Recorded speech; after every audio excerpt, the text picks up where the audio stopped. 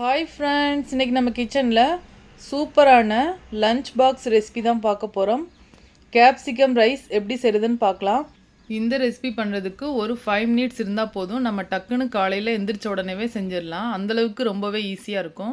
இந்த மாதிரி செஞ்சு கொடுக்கும்போது டிஃபன் பாக்ஸ் காலியாக தான் வரும். அந்தளவுக்கு டேஸ்ட் வந்து சூப்பராக இருக்கும். வீடியோக்குள்ளே போகிறதுக்கு முன்னாடி நம்ம டிஎன் ஸ்பைசி சேனலை மறக்காமல் சப்ஸ்கிரைப் பண்ணிக்கோங்க. கூடவே பெல் சிம்லையும் கிளிக் பண்ணிக்கோங்க. இப்போது இந்த ரெசிபி பண்ணுறதுக்காக ஒரு கடாயில் எண்ணெய் சேர்த்துக்கலாம். 1/2 ஸ்பூன் அளவுக்கு கடுகு, 1/2 ஸ்பூன் அளவுக்கு சீரகம், இது ரெண்டுமே நல்லா ஃப்ரை ஆகட்டும்.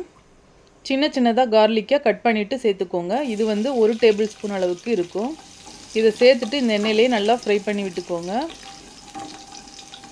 இது கூடவே ஒரு பெரிய வெங்காயம், 2 பச்சை மிளகாய் இதை கட் பண்ணிவிட்டு சேர்த்துக்கலாம். நீல வாக்கில் அரிஞ்சிட்டு சேர்த்துக்கோங்க. இப்போது இந்த ஆனியனை வந்து நல்லா வதக்கி விட்டுக்கலாம். ரொம்ப வதங்க தேவையில்லை, ஓரளவுக்கு வதங்கினா போதும். உங்களுக்கு கார்லிக் சேர்க்க விருப்பம் இல்லைன்னா இஞ்சி பூண்டு பேஸ்ட் இருந்தால் கூட நீங்கள் 1 ஸ்பூன் சேர்த்துக்கலாம். கொஞ்சமாக கருவேப்பிலை சேர்த்துக்கலாம். சேர்த்துட்டு நல்லா வதக்கி விட்டுக்கோங்க. இது கூட மீடியம் சைஸ் தக்காளி எடுத்துக்கோங்க. நான் வந்து 2 தக்காளி அளவுக்கு எடுத்திருக்கேன்.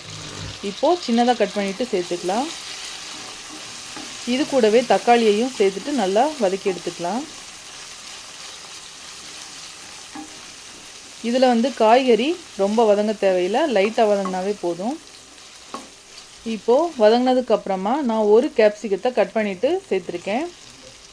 சின்ன சின்னதாக கட் பண்ணிவிட்டு சேர்த்துக்கோங்க. இது கூடவே கொஞ்சமாக உப்பு சேர்த்துக்கலாம். சேர்த்துட்டு நல்லா கலந்து விட்டுக்கோங்க.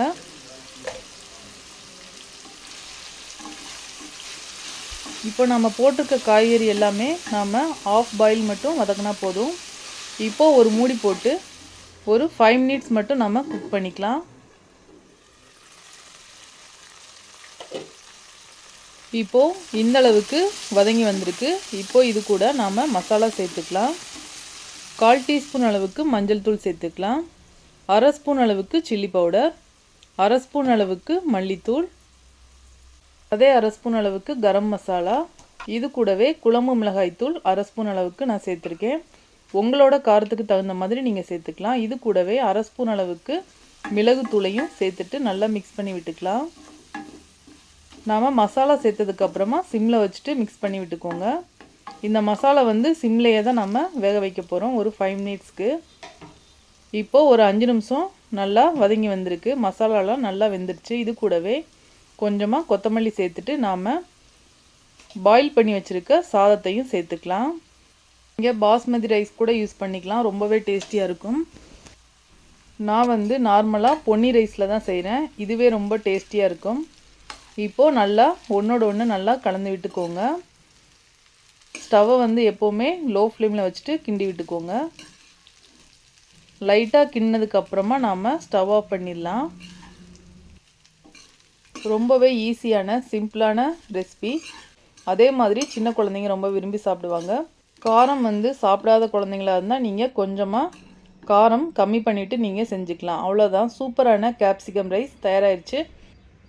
இந்த வீடியோ உங்களுக்கு பிடிச்சிருந்தா மறக்காமல் நம்ம சேனலை லைக் பண்ணுங்கள், ஷேர் பண்ணுங்கள், கமெண்ட் பண்ணுங்கள். புதுசாக பார்க்குறவங்க நம்ம சேனலை சப்ஸ்கிரைப் பண்ணிக்கோங்க. கூடவே பெல் சிம்லையும் கிளிக் பண்ணிக்கோங்க.